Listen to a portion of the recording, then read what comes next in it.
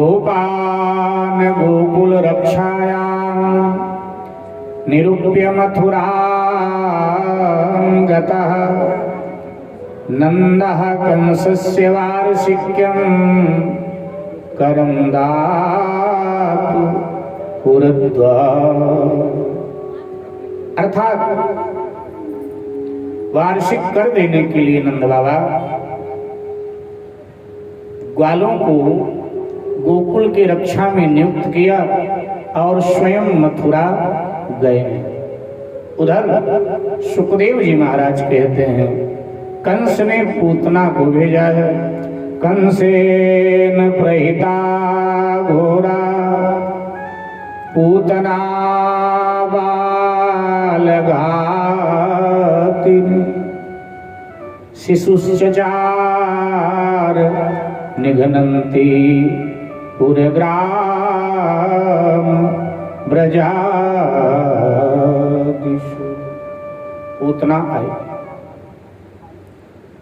पूतना छद्म वेश लेकर के कंस के आदेश से गोकुल में प्रवेश करती है। मेरे भाई बहन, नंद माने जीवात्मा, मथुरा माने देह और गोकुल माने हृदय। जब नंद रूपी जीवात्मा हृदय रूपी गोकुल छोड़कर देह रूपी मथुरा में जाएगा तभी उत्पात रूपी पूतना उत्पात करे। तो पूतना छद्म वेश धारण करती है, सुंदर सी गोपी बन करके और नंदालय में प्रवेश कर जाती। इतना आकर्षण है उसमें कि जब वो नंदालय में प्रवेश कर रही थी तो चाह करके भी रोहिणी और यशोदा जी उसे रोक नहीं पाए, मना नहीं कर, प्रवेश कर गई। यशोदा जी ने कहा कौन है तू? अरे मां पहचानती नहीं, मैं तुम्हारे ब्रज की गोपी हूं। हमारे ब्रज की तो सभी गोपियों को मैं जानू, लेकिन तुझे नहीं जानती। कहने लगी कारण क्या है कि मैं नई नवेली हूं और पहली बार आई हूं आपके इधर, इसलिए आप नहीं जानती। यशोदा जी ने कहा छोड़ इन बातों को, जितनी नई नवेली गोपियां हैं सबको पहचानती हूं ब्रजमंडल की। तो कहा लेकिन मेरा गांव तो उधर मथुरा के कोने में है, मेरा गांव मथुरा के कोने में है और इसलिए आप नहीं जानते। लेकिन जिस दिन लाला का जन्म हुआ तब तो आई नहीं।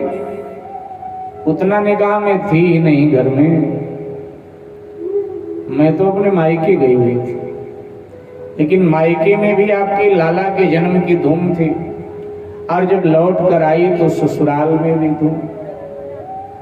तो हमारे मायके वालों ने भी कहा कि जब ससुराल जाना तो जाकर बधाई देना यशोदा। और हमारे पति ने भी कहा, यशोदा जी ने कहा मैं तेरी बात समझ नहीं पा रही कि तेरे मायके में भी मेरे लाला के जन्म की धूम, तेरे ससुराल में भी। पूतना ने कहा भैया लगता है कि ब्रज की परंपरा ही तुम भूल रही हो। अरे अपने ब्रज की तो परंपरा है कि ब्रज की बेटी ब्रज की जो बेटी है वो 84 को उसके ब्रजमंडल में ही ब्याही जाती। उन दिनों ऐसी परंपरा थी ब्रजमंडल में कि ब्रज की बेटी 84 को उस ब्रजमंडल में ही ब्याही जाती थी, उससे बाहर नहीं।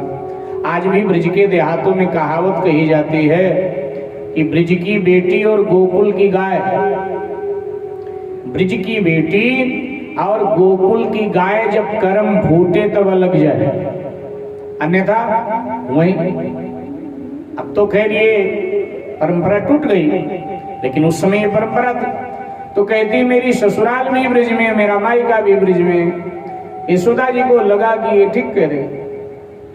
यशोदा जी ने कहा ठीक है चल, देर सवेर से ही अपना समझ के आई तो, लेकिन सुन, आई अपने आप है लेकिन जाएगी तब जब मैं तुझे विदा करूं।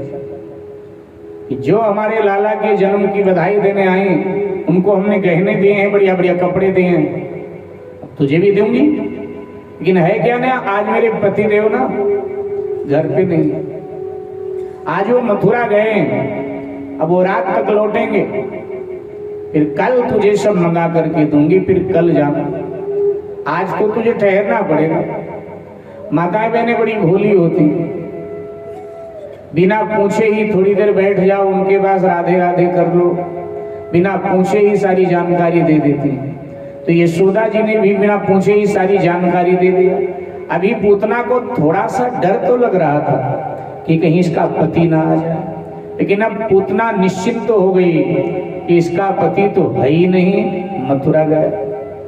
यशोदा जी ने कहा कि देख तू मेरी अतिथि है और हमारे देश में अतिथि की सेवा का एक भाव है, अतिथि देवो भव की भावना है।